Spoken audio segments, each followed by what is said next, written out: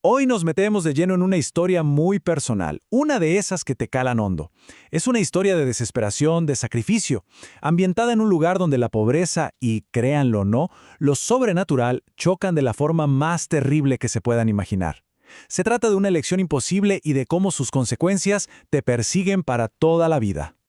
Y para empezar, esta frase del narrador es básicamente el corazón de todo el relato. Nos deja claro desde el principio que para esta familia la pobreza no era un problema más. No, era literalmente una sentencia de muerte.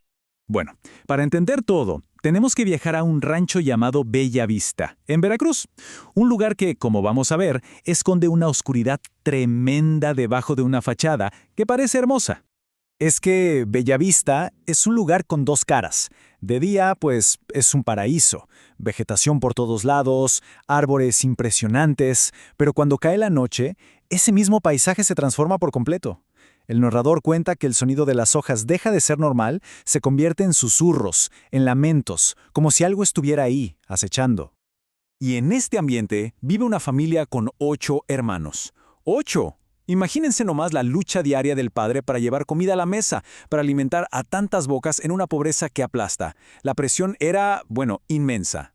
En el centro de esta familia, de esta historia, está el lazo entre el narrador y su hermano Beto. Apenas se llevaban 2 años, así que eran inseparables. Y esa lealtad, esa cercanía, es la clave de todo lo que está por ocurrir. Y aquí es donde la cosa se empieza a poner extraña. De niño, mientras Beto hacía sus tareas, cuidando las ovejas, empieza a tener unos encuentros espeluznantes. Llegaba a la casa corriendo, temblando, sudando frío y describía algo que al parecer nadie más podía ver. ¿Y qué es lo que veía? Pues según él, era una mujer.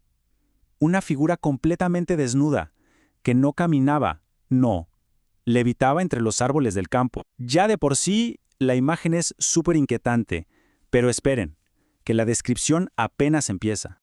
Y entonces, el detalle que lo convierte todo en una pesadilla absoluta. No era una aparición humana normal, porque en el lugar donde deberían estar sus ojos, Beto juraba que tenía dientes. Una imagen imposible, grotesca, que lo atormentaba una y otra vez. Y para rematar la experiencia, la aparición venía siempre con un olor putrefacto. O sea, estaba claro que esa criatura no era de este mundo, y por alguna razón parecía tener la mirada, o los dientes, puestos específicamente en Beto. Pasan los años, la vida parece que mejora un poco, pero, de repente, la familia se enfrenta a una crisis que los lleva al límite, y que, de paso, revive los peores miedos de su infancia. Es que es increíble lo rápido que se derrumba todo. En el transcurso de una sola semana, la familia pasa de estar más o menos bien a la desesperación total. El dinero para la operación es simplemente inalcanzable y el tiempo se les acaba. Y con esto, el miedo más profundo de la familia se vuelve una realidad tangible. Están viendo en su padre el mismo destino que ya había sufrido su madre, morir no por la enfermedad en sí, sino por ser demasiado pobres para poder combatirla. Y ante esta situación, sin ninguna salida a la vista, Beto toma un camino desesperado, uno que lo va a conectar directamente con ese horror que vivió de niño. Beto va y busca a esa criatura de sus visiones, la mujer que levitaba, que resulta ser una especie de emisaria del diablo. Y los términos del pacto son brutales, así de claros. Le ofrece el dinero, que está enterrado ahí mismo, pero a cambio exige una vida humana.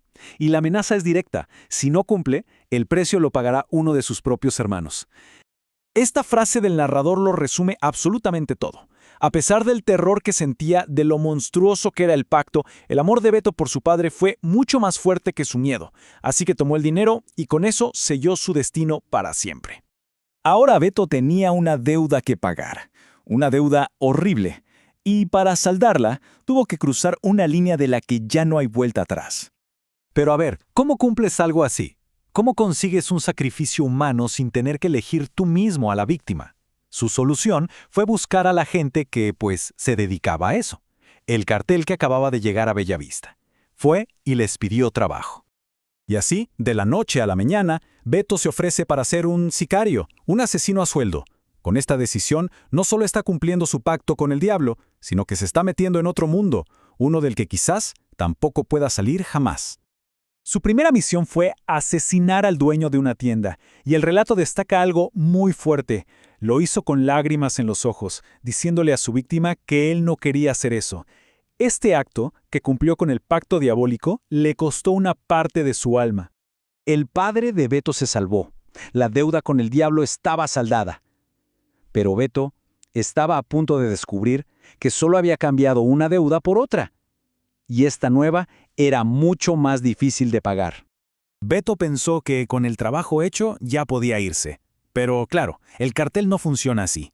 Lo interceptaron y le dieron una lección brutal para que le quedara muy claro el mensaje. De este mundo no te sales. Punto. Y esta es la tragedia final de la historia. La ironía más cruel de todas. Para escapar de un monstruo sobrenatural, Beto cayó en las garras de uno muy humano. La deuda con el diablo se pagó con una vida. La deuda con el cartel, esa se convirtió en una condena perpetua.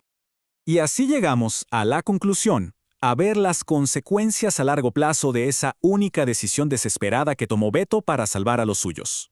El resultado es totalmente agridulce. Por un lado, la familia logró salir de la pobreza.